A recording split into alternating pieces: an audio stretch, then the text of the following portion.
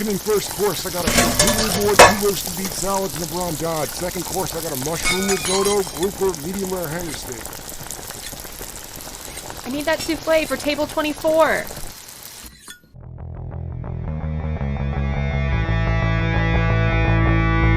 Hey, what's up, everybody? Thanks so much for stopping by, and welcome to 86 Straight Dialogue with Restaurant Leaders, where we're talking with chefs, restaurateurs, and consultants about everything related to restaurant culture. I am your host. My name is Adam Stafford. I've been in the restaurant industry for about 15 years. By no means does that make me an expert, just someone that really enjoys talking shop and providing value wherever I can. I look to provide you, the listener, with insight and strategy that you can use in your day-to-day moving forward. I encourage you to check us out on iTunes, Spotify, our YouTube channel, 86 Attrition, as well as our affiliate website, hospitality1to1.com. I look forward to hearing from each and every one of you, and if you like what you hear, I encourage you to subscribe to the show. Again, thanks for stopping by.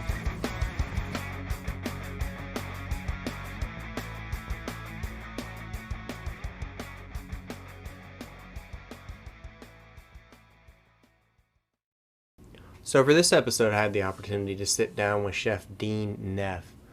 After doing tours of duty in the kitchens of Hugh Atchison and John Fleer, two of the southeastern United States' better-known chefs, Dean and his wife are currently working on opening a bakery and a full-service restaurant. And so I had the opportunity to just catch up with him, see how progress was going there, and also just get some perspective from him about some of the hurdles and challenges that they foresee coming at them in the coming months as they start to go live. So without further ado, here is that conversation. Thank you so much for joining me today. I really appreciate it. For any listeners that don't know, Chef Neff and I had the opportunity to work together one summer, I don't know how many years ago now, and that was a really great experience. We both kind of got our teeth kicked in all summer long in this insanely busy restaurant, but I also got to learn a heck of a lot from Dean during that process, and so I'm super excited to have him on the show today. And what we're talking about today, Dean is going live over the next 4 to 5 months with his full-service restaurant down in Wilmington, North Carolina, Seabird. And so we're talking about maintaining a healthy balance of focus on the well-being and satisfaction of guests, but also the well-being and safety of your staff. Obviously, that's something that's really important moving forward for any restaurant that's looking to last coming out of the pandemic, right? So that's the primary area of focus today. But if you wouldn't mind, before we got into that, just kind of give us a quick rundown of your background. You could probably do a little bit better job than I could describing that. Yeah, so I grew up in Savannah, Georgia, and kind of grew up cooking and ended up going to culinary school and cooked with was fortunate enough to cook with a lot of great chefs along the way. And then in 2015, I opened Pinpoint Restaurant in downtown Wilmington, and actually sold that restaurant in 2019, and I'm getting ready to open up Seabird, which is really heavy seasonal seafood focus for the Wilmington area, regional area, kind of celebrating all things seasonal seafood in downtown Wilmington. Very cool. I very much look forward to visiting when I can. As a transplant Midwesterner, you don't have too many opportunities to eat good, fresh seafood. And when you do, it costs you an arm and a leg. So I actually was born in Columbus, Ohio. So I've got Midwestern roots. Okay. All right. Even have a Southern accent. I moved to Savannah when I was like 6. Okay. And you ended up being a bulldog instead of a Buckeye. That's good. That's right. That's good. Right. I've got UVA as like a 30-year-old. So after culinary school, it's kind of funny. My dad, I remember graduating, and my dad was like, "What are you going to do now?" But I think now, like after my own restaurant, he's a little more okay with. He's come to terms with the fact that cooking is a real job to me. So and then your wife Lydia she's opening up a bakery as well, in the process of getting that going too, right?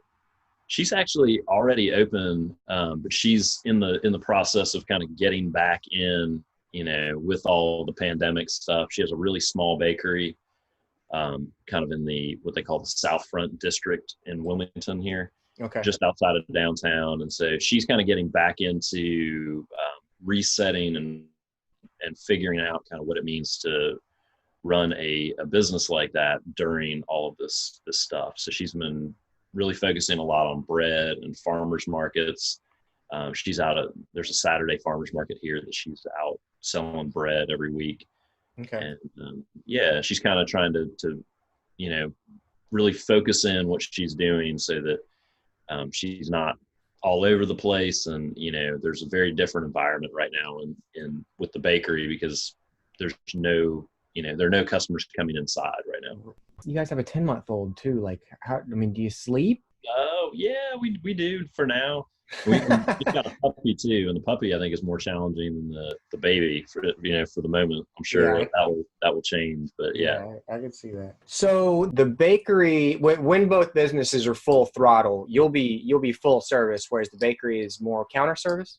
Bakery's counter service, and again, farmers markets are a big portion of that. She also does some wholesale business as well. Okay. And, right now the bakery is so small, it's actually in a refurbished 3-bedroom house that has been converted into a bakery. Half of it is the kitchen and the other half, and there's a good porch area, which, will be good once, people are out dining places again. But for now, she's just doing kind of walk-up call-in service. She has a high-end coffee program as well.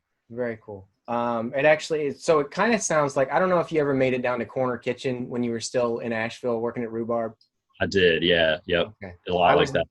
Yeah, I worked there for about a year and a half, and then I worked at their other place that was down the street from Rhubarb, Chestnut as well. But it kind of sounds like a similar setup to Corner Kitchen.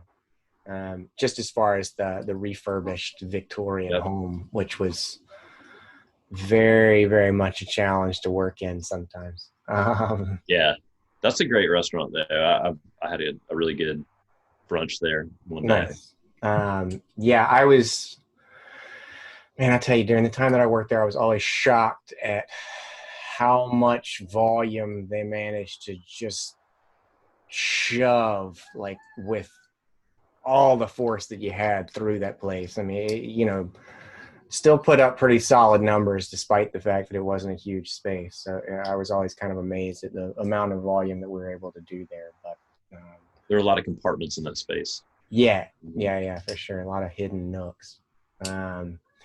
So tell me this, as you move forward with Seabird amidst all of the guidelines, and I try not to phrase it this way, but really, like, all the challenges that you have to overcome in terms of generating some solid revenue and things like that. What do you foresee as the most important things to keep in mind as you start to open the doors? I think being open to some different ideas. We've got plans to possibly, do some service outside.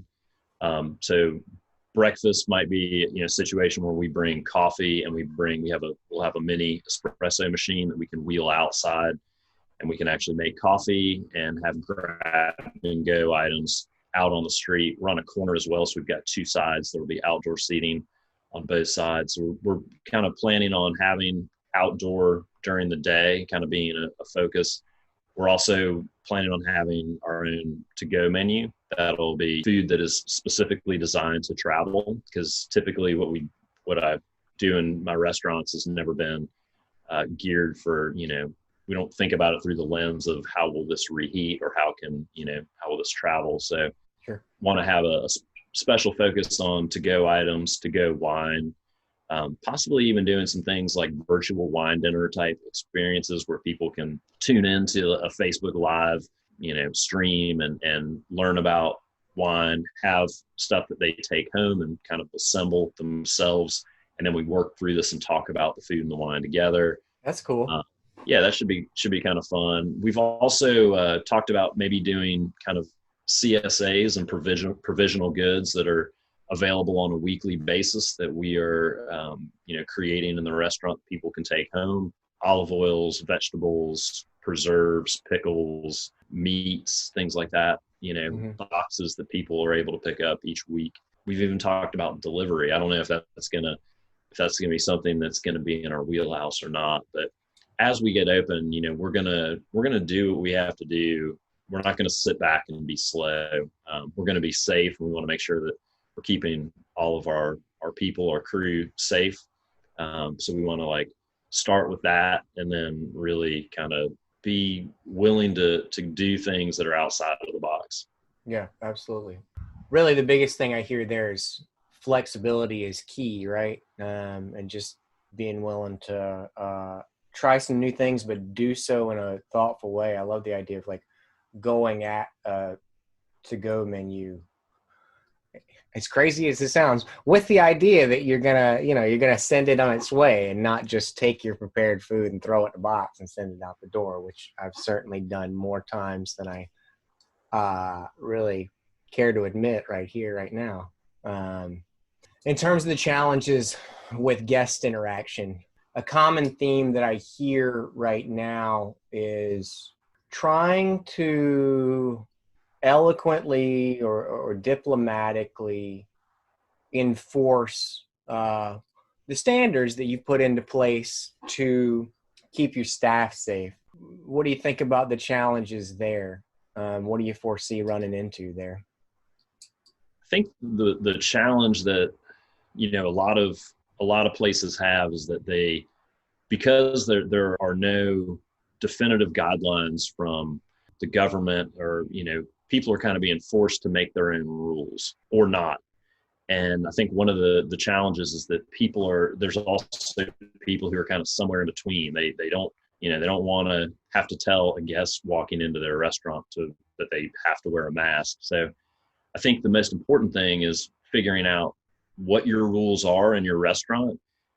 For us, we will be making those guidelines and rules based on keeping our staff safe, to start, and then follow through with those and work with those and explain them to the guest. I mean, if you're coming from a good place with, your rules, and people coming in don't have the kind of wherewithal to appreciate that or figure out that we're trying to make the best decisions we can given the circumstances. If people don't understand, you kind of have to be happy to agree to disagree with somebody like that. So we have to make sure that we're watching out for our crew and taking it seriously. And I think if you're not leading in that way, your staff is going to be kind of uncertain as to why they're back there. You're going to be putting them in a very difficult spot. So if we're going to be bringing people on board to serve in this climate, we need to do everything we can to let them know that, we're working to do the right thing to keep them safe first and foremost. Yeah, absolutely. I think from an owner's perspective, it can be a really tempting pitfall to sort of look at it like, okay, well, this is revenue, and this is revenue I got to make up because we've been closed for the X amount of time, or we're just going open, or whatever the case may be. And so we can't turn away business, even if they're not going to adhere to our rules. But as you say, I can't, at this point, I can't think of an easier way to alienate your staff, particularly when you've worked hard to build up a strong relationship with your staff, right? Yeah. And also, other diners too. I think, people that are coming in, they want to see that type of system in place, and they want to see that you care enough to enforce the system and train people on it, and to kind of take the new reality that we live in into account when running your business. And other diners will see that. They see the person walking in without a mask, and they see you taking them to the table without saying anything. And it's, I think we have to create those rules, be firm in how we, enforce them, just to make sure that we are looking out for everyone. Yeah, absolutely. I think that So I know just based on us working together and some conversations we've had in the past too, that you and Lydia both like to maintain a really, really heavy involvement in the community in any way you can, as small business owners, as restaurateurs, and really just members of that community, right? And so I think that it really stems from this idea that it's like a closed circle where it's not the restaurant owners or the business owners or the people that are trying to make money and then the people that are bringing in the money, right? It's like a partnership between you, your guests, your vendors, your purveyors, your staff, all of that you're trying to maintain for a really long time instead of just jumping on some small opportunity to make a couple of extra bucks and, kind of bend on the rules a little bit. Right. That's exactly, exactly the way we look at it. It's a partnership, whether it's with your crew or your guests or your purveyors or your farmers. It's always a partnership. And, in the only way to have long-term success is to try and, look out for everyone, and that's the way, I've always worked. I've always looked to establish relationships with other, vendors who are working with us to help to make sure that we're a success as well, because they understand if we're a success, then everyone wins. And so, that won't change in this pandemic scenario. And, we'll continue to really make that, one of our top goals, as it always has been. Absolutely. As far as you as the leader going into opening and just incorporating things that you've learned throughout your career, what would you say is probably the most important lesson you've learned in the past that applies to the current situation moving forward? Everything seems to be sped up these days. So the information that we're getting, the things that are happening in the world, it's like it's happening so fast. And I think that we have to be willing to take our current level of awareness and the things that we know and make decisions and rules and guidelines to lead our businesses and stick with them until that level of awareness changes. And so being able to adapt to new things and to take on new ideas and to be open to open to change is kind of the main thing, but also making sure that the decisions that we make are coming from a place that's of good, coming from a good place is really important, I think, as well. Sure, absolutely. Just shifting gears slightly here, there's one thing that always really resounded with me, and that was always your ability to calmly address any kind of, the inevitable issues that come up with the guests, right? Whether they're dissatisfied with some aspect of service, perhaps there's some part of the meal that they weren't thrilled with, anything like that. And, anyone that's worked in a restaurant is certainly, they know all too well about the open table reviews and all that stuff that pop up. If you wouldn't mind just kind of talking about your mindset there, because I was always really, really impressed with the way that you could address those kind of things in a very calm, very understanding, very empathetic manner, particularly in comparison with some of the other people that I've worked with that just have a tendency to get irate about it. You know what I mean? And do you mean specifically with guests? Yeah. So I always try to and this may change. We may need to revisit how this works in a pandemic scenario. But Sure. I've always tried to be in the dining room as much as I can, and encouraging people to tell me how they, if they like things, and it's not always the answer that you want to hear when you're out there. We're obviously not perfect, and it's a much, I think the hospitality industry, the chef industry is much easier to take, I think, if you're open to if you're self-aware enough to take criticism and critique, and if you search it out as well. I think that that's something, if you're not going out there and making an effort to have that interaction and have a candid, conversation with a guest on their thoughts of the meal, you can't ever figure out if, in what, the ways you may be failing. But also, it's something that you really, if those people can't tell you about it there, they're going to go home and they're going to write a review and get it out somewhere. And so I like to encourage that dialogue at the table and encourage people to let us know, how they feel about things. And I think it's important as a business, as a chef, to grow, to learn. And also, I think that the crew, back to the crew, I think, servers appreciate that as well.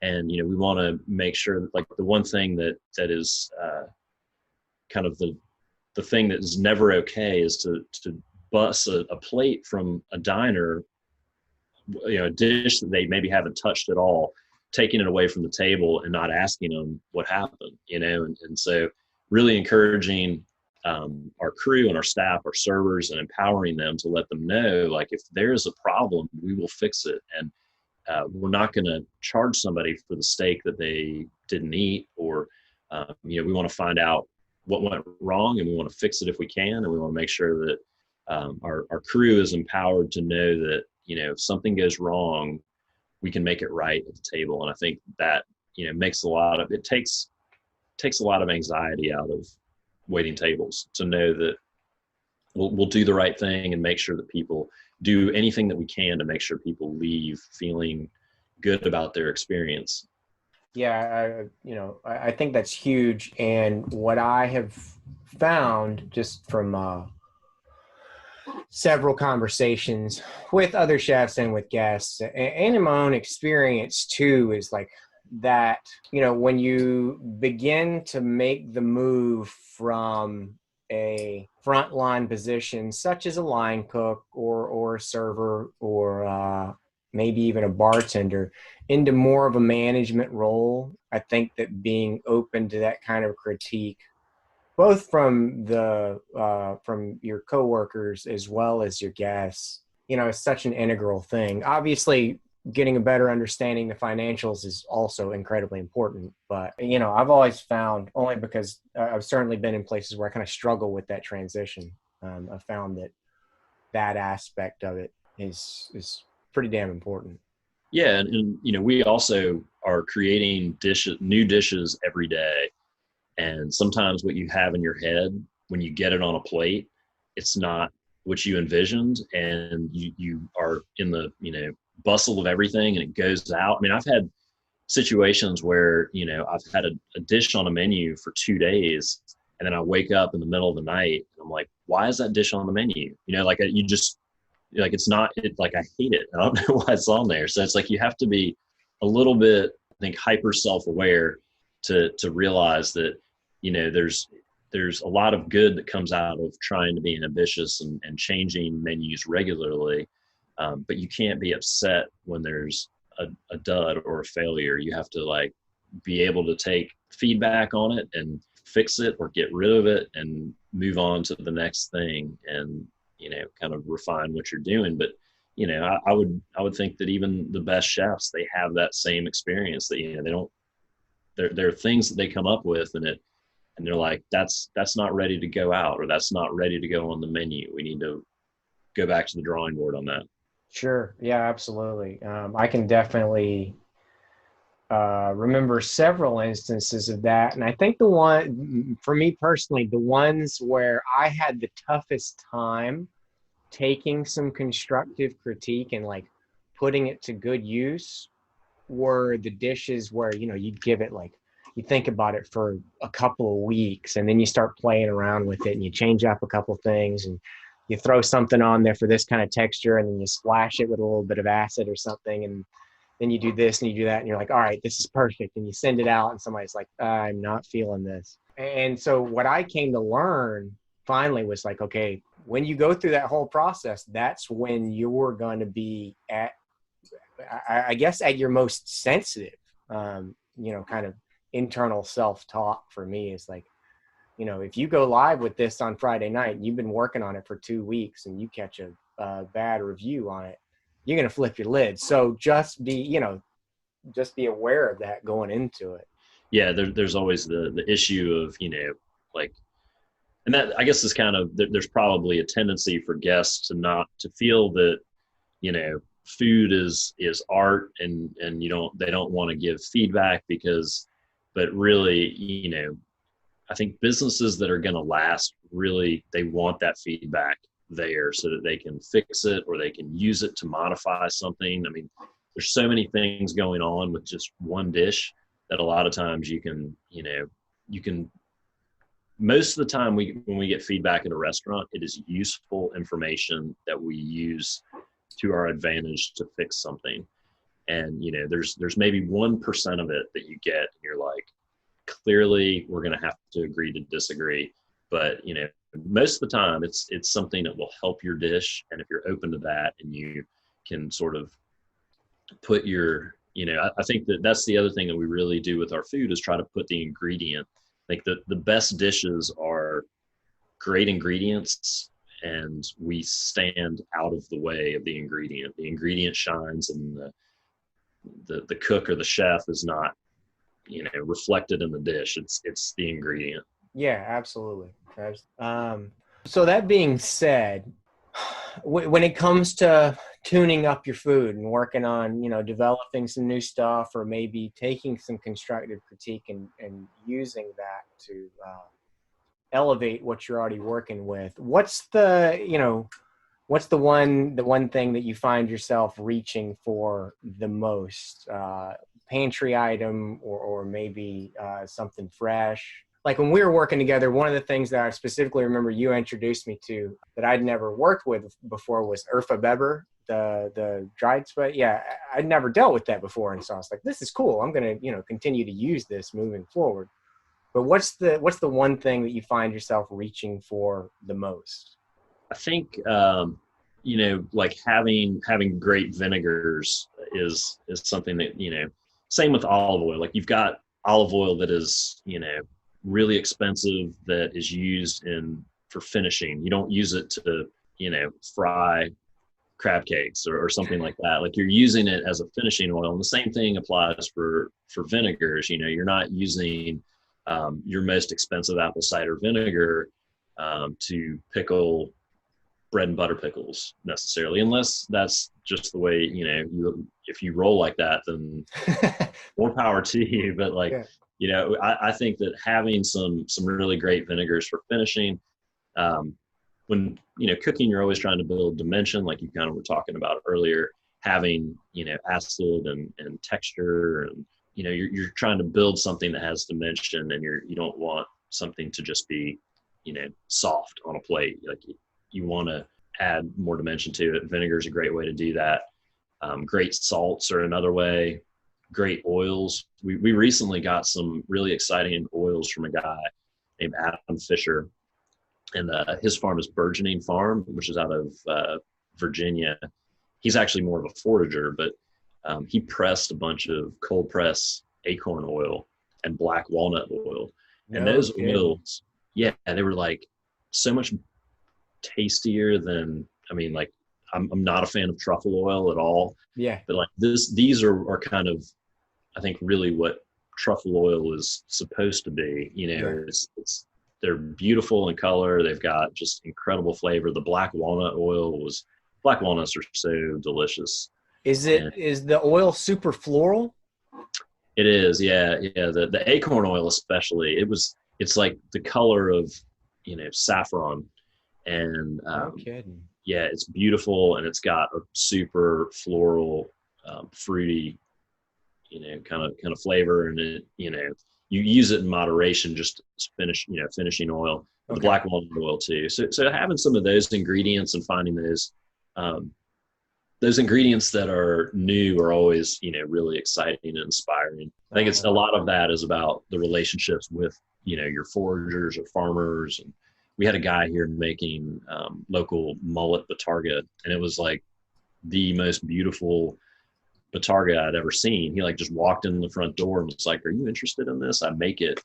It was incredible. It like made my day to Yeah. meet this guy and find out that he was making mullet red Batarga in Wilmington. That's cool. That's really cool. Yeah, there's a guy here in Cleveland that among many other cool things that he's making, he makes Batarga with walleye roe because walleye is so abundant up here. Big, like shaving it on a microplane, like it's I mean, it's pretty good size. It's bigger than shad roe.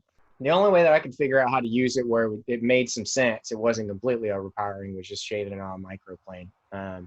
But really cool product. And this guy, he makes all kinds of insane stuff.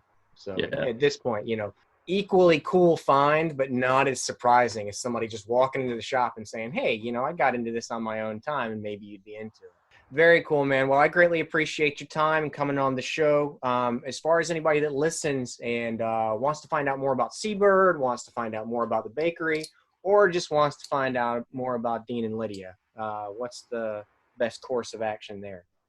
Let's see here. The bakery, Love Lydia. It's love, Lydia. And I think, I'm not sure what her Instagram handle is. And Seabird is Seabird NC on Instagram. And we're kind of in construction phase now. So we'll be kind of updating. It's been a really cool process. The building is beautiful and it's being kind of refurbished in a way that like I've never seen any old building, kind of come together. And so I'll be sharing a lot of stuff on the construction phase of the building soon. And we're working with a great design team called Smith Haynes out of Atlanta. And they're really great to work with. I'm really excited to be working with them. So we're going to have some fun things kind of to show on that soon. And then my personal website is chefdeanneff.com. Awesome. Very cool. I forgot to ask you too when we were talking before. What's the seating capacity looking like for Seabird? How big are you guys going? Are we talking pandemic seating? No. I'm talking about full throttle, not pandemic. So full throttle, we've got about 100 seats, and so we've got a private dining room, a main dining room, a bar that's kind of separate, and then outdoor we've got the capacity to have about 20 seats. Okay. All right. Very cool. You have a chef table actually too. Nice. In the kitchen? It's actually just outside of the kitchen looking in through a window so we can get immediate feedback. If if you have feedback to offer, you can just yell it straight ahead. Table is like right there. Yeah. Very nice. Very cool, man. Well, I really appreciate it again. Thank you so much. Thanks, Adam. And just in case you missed it at the beginning of the show, friendly reminder, if you liked what you heard on this episode and you want to hear more episodes, you can do so at hospitality1to1.com, where you can also subscribe. And you can find episodes at our YouTube channel, 86 Attrition. That's the word 80, the number 6, and the word attrition. Thanks again for stopping by and tuning in, and we look forward to seeing you again.